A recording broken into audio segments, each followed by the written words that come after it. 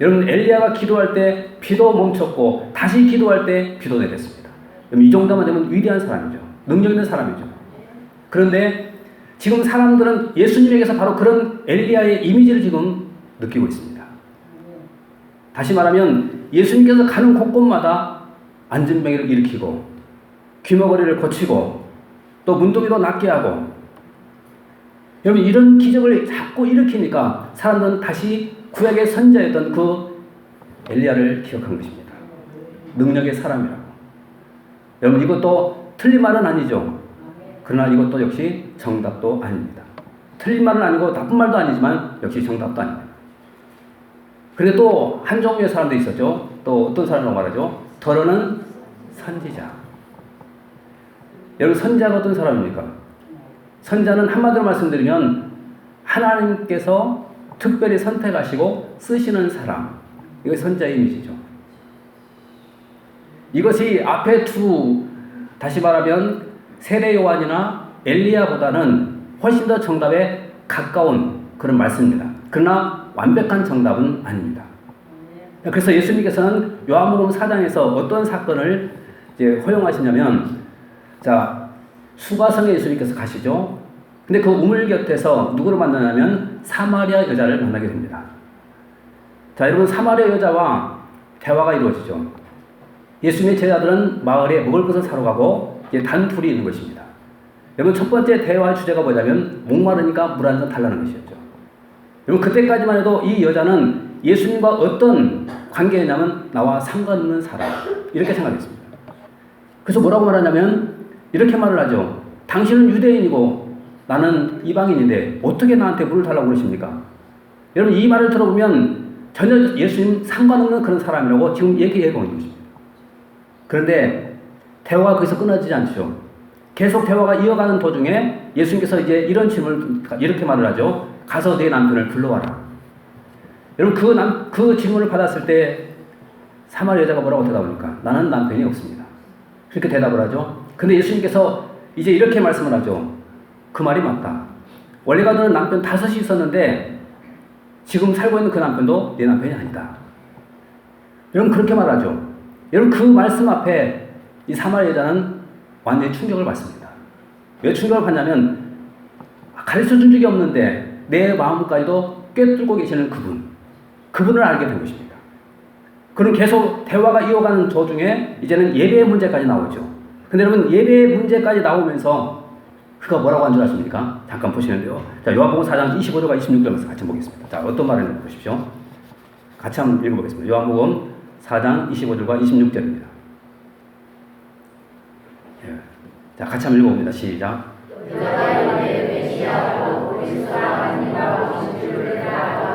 그가 오시면 모든 것을 자, 처음에는 예수님과 아무런 관계가 없다고 생각했습니다. 그런데 예수님의 그 통찰력 앞에 이분이 메시아구나 이것을 생각하게 된 것입니다. 그러면서 25절에 지금 이렇게 말하고 있죠. 여자가 이르되 메시아 곧 그리스도라 하는 이가 오실 줄을 내가 아노니 그가 오시면 모든 것을 우리에게 알려주시리이다. 자, 이 말씀, 이 단어를 기억해 보십시오. 여자가 이르되 메시아 곧 누구요? 그리스도.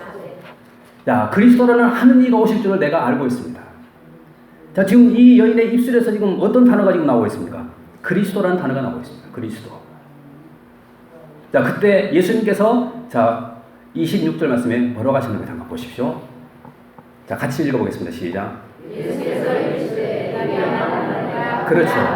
내가 말하는 내가 바로 그다. 자, 여러분 예수님께서 바로 이 대답을 듣기 위해서 계속해서 지금 대화를 이어나가신 것입니다. 예수님이 어떤 분이라고요? 그리스도라는 분. 여러분 이 단어를 듣기 위해서 계속해서 주님께서는 그 사마리아 여자를 만나서 물어보고 또 물어보고 계속해서 물어보고 있는 것입니다. 그리고 마침내 그 입술에서 메시아 곧 그리스도라는 이가 오실 줄을 내가 압니다. 이 대답을 듣고 난 다음 이렇게 말씀하죠. 내가 바로 그다. 이렇게 말합니다. 아멘. 여러분 그래서 오늘 예수님께서도 지금 제자들에게 지금 묻고 있는 것이죠. 사람들의 반응이 어떻냐 물어보니까 세례 요한이라고 말하고 엘리야라고 말하고 그리고 더러는 선자 중에 하나라고 말합니다. 근데 여기서 대답을 얻을 수가 없었습니다. 그래서 질문을 이제 또 돌리죠. 그러면서 두 번째 질문으로 들어갑니다. 자, 두 번째 질문 무엇인가 잠깐 보겠습니다. 29절 같이 읽어보겠습니다. 시작. 29절 시작.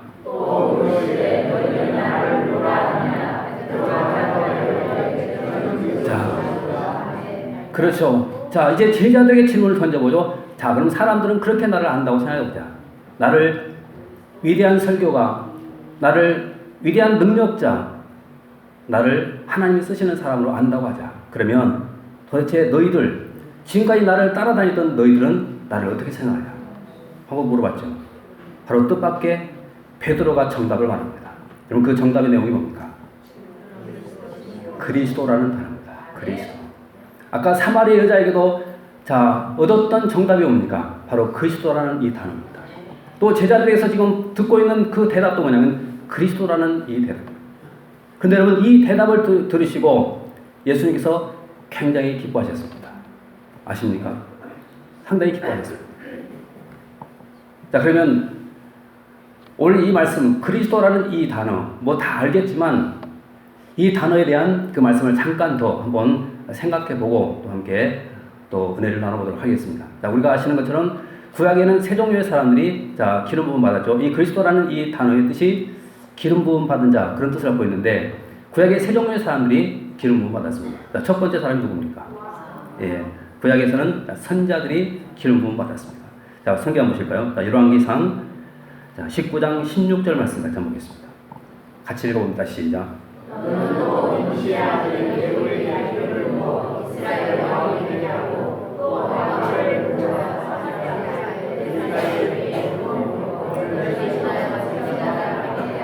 자, 열왕기상 19장 16절 말씀에 보면 자, 엘리야에게 지금 하나님께서 자, 기름 부어야 될 사람들을 지금 얘기해 주고 있죠. 너는 또 님시의 아들 예후에게 기름을 부어라. 왕이 될 사람이니까 기름 붓는 것이죠. 그리고 난 다음 또 뭐라고 말합니까? 자, 아벨 무홀라 사바스의 아들 누굽니까? 엘리사에게 기름 부어라. 너를 대신해서 누가 된다고요? 선자가 된다. 자, 그러면 이 말씀을 보면 선자에게 지금 뭐가 부어지고 있습니까? 기름이 부어지고 있다는 것입니다. 기름이 부어지고 있습니다. 자, 그러면 여러분, 선자는 과연 어떤 사람일까요? 아까도 말씀드렸죠. 하나님의 선택을 받고 특별히 하나님의 일을 위해서 부름받은 사람, 하나님의 일을 하는 사람을 선자라고 말합니다. 근데 또 두 번째 기름 부음 받은 사람이 있죠. 바로 제사장입니다.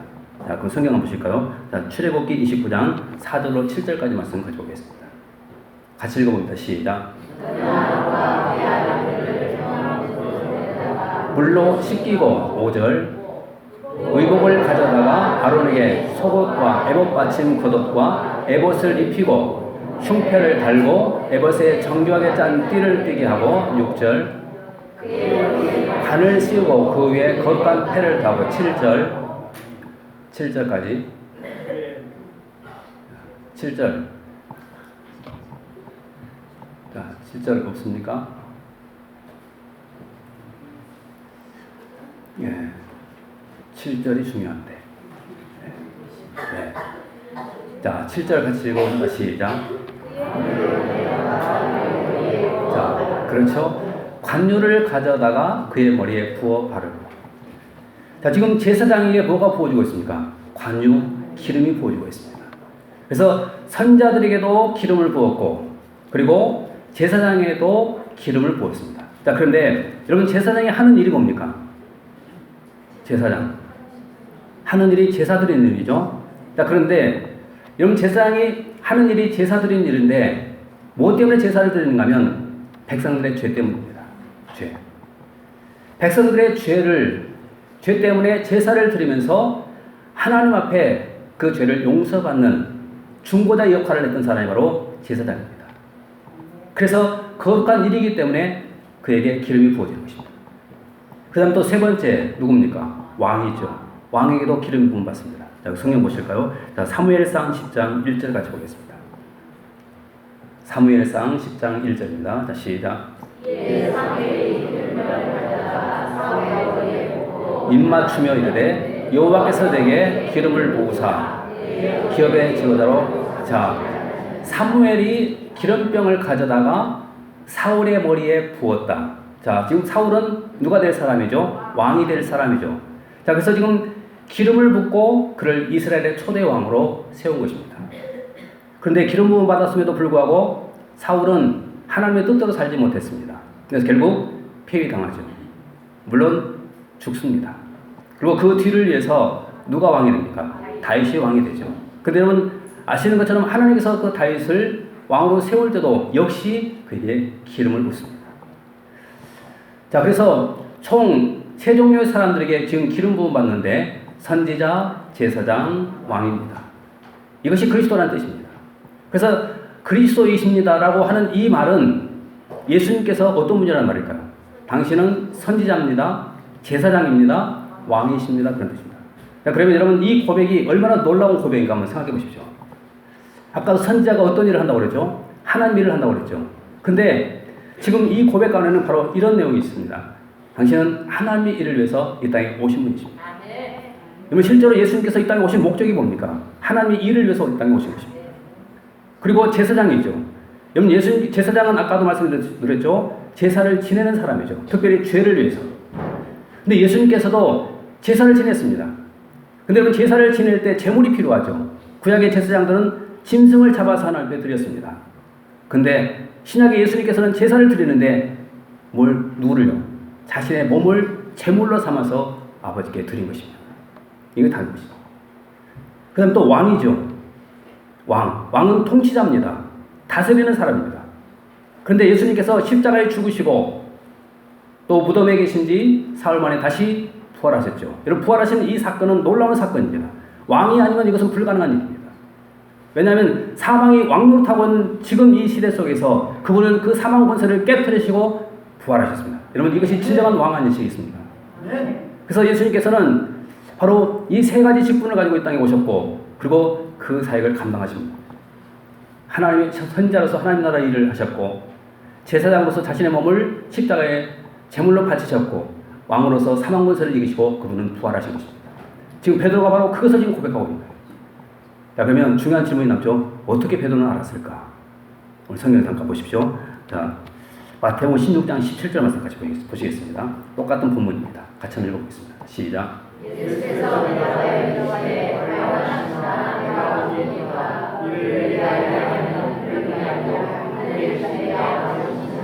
자, 어떻게 알았습니까? 그 사실을. 예수님이 그리스도라는 사실을 어떻게 알았다고요? 자, 다시 보십시오. 예수께서 대답하여 이르시되 바요나 시몬아 내가 복이 있도다. 이를 내게 알게 한 이는 혈육이 아니요 하늘에 계신 내 아버지다. 아버지 때문이다. 아버지 때문에. 여러분 하나님이 그렇게 알게 해주신 것입니다. 여러분 오늘 우리가 주님이 바로 그리스도라는 사실을 우리가 어떻게 알았을까요? 하나님 우리에게 알게 해주셨기 때문에 그런 것입니다. 그리고 이 고백이 너무나도 소중한 고백이기 때문에 초대교회는 복음을 전할 때 뭐라고 복음을 전하는 줄 아십니까? 예수가 바로 그리스도이십니다. 이렇게 복음을 전한 것입니다. 여러분 이 고백이 바로 우리의 고백이 되어야 되지 않겠습니까? 그리고 이것을 진심으로 우리가 믿고 고백하는 그 사람들만이 오늘 성찬식이죠.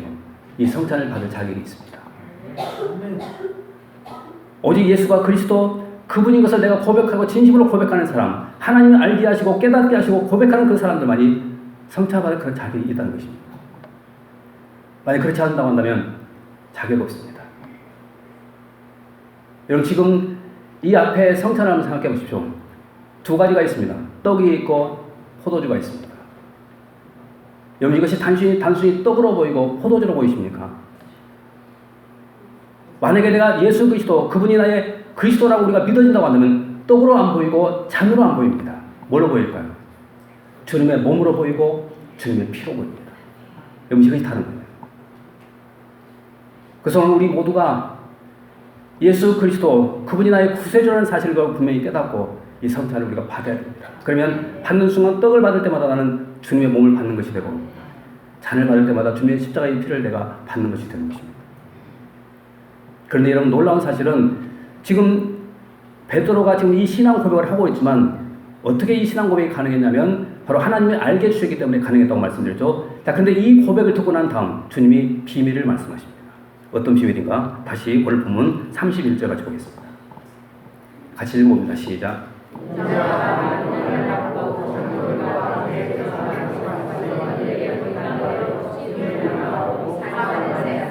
예. 자, 보십시오. 지금 이 말씀을 깊이 한번 묵상해 보십시오. 지금 오늘 성찬과 지금 연결이 있습니다. 오늘 성찬식이라고 해서 제가 계속 이 말씀을 한 이유가 뭐냐면 오늘 이 말씀 때문에 제가 오늘 이 본문을 계속 선택했습니다. 자, 다시 한번 보십시오. 인자가 많은 고난을 받고 장로들과 대제사장들과 서기관들에게 버림받아 죽임을 당하고 사흘 만에 살아나야 할 것을 비로소 그들에게 가르쳤다. 여러분, 여기서 주님은 두 가지 사실을 지금 말씀해 주고 있죠. 자, 원래 예수님께서는 하나님의 일을 하기 위해서 이 땅에 오신 그런 참 선지자이시죠. 그 다음에 여기서 보면 두 가지를 또 더 말씀하죠. 하나는 제사장, 보십시오. 인자가 많은 고난을 받고 장로들과 대제사장들과 서기관들에게 버림받아 그 다음에 죽임당했다. 여러분, 주님은 제사장으로서 자신의 몸을 하나님께 드리는 그런 분이셨습니다. 근데 그것으로 끝나지 않죠. 그 다음 뭐라고 합니까? 사흘 만에 다리가 다시 살아나야 할 것이다. 진정한 왕이라고 지금 말씀하고 있습니다. 자, 베드로의 고백을 들으시고 주님은 지금 그 말씀 가운데서 내가 바로 제사장이다. 내가 바로 진짜 왕이다. 이 사실, 이 비밀을 지금 말씀해 주고 있는 것입니다. 자, 그렇다면 왜 이 시점에서 지금 이 말씀을 했을까요? 왜 이 시점에? 그 이유는 간단하죠. 아까도 말씀드렸죠. 베드로가 어떤 고백을 했습니까? 주는 그리스도이십니다. 이 고백을 했죠. 바로 그 고백을 받으셨기 때문에 지금 이 비밀을 말씀해 주고 있는 것입니다. 무슨 뜻인가 하면 내가 진짜 그리스도다. 이것을 말합니다. 자, 아까 요한복음 4장에서 말씀드렸죠. 사마리아 여자의 그 얘기를 들으시고 뭐라고 말씀했습니까? 내가 그리스도다. 베드로의 이 고백을 들으시고 주님께서 하신 말씀이 뭐냐면 내가 그리스도다. 여러분, 이것이 진리입니다. 여러분, 군말과 붙들고 인생을 살아갈 때 우리는 분명히 승리자가 될 수 있고 또 하나님께 영광을 내드리는 살 수가 있습니다. 아무쪼록 항상 주와 함께 동행하시면서 끝까지 신앙으로 믿음으로 사는 저는 되시길 주님 축원합니다. 기도하겠습니다. 은혜로우신 우리 아버지 감사합니다. 주께서 오늘 또 불러주시고 함께 하시고 귀한 말씀 허락해 주셔서 감사합니다. 주신 말씀 오늘 또 겸손히 받습니다. 그리고 이 말씀 늘 기억하며 주는 그리스도라고 고백하며 그리고 찬양하며 경배하며 살아갈 수 있도록 축복해 주옵소서. 오늘도 주님 성찬 예식을 또 진행할 때도 우리 하나님 함께 하시고 또 영광도 홀로 받아 주옵소서. 감사드리옵고 예수님 이름으로 기도합나이다. 아멘.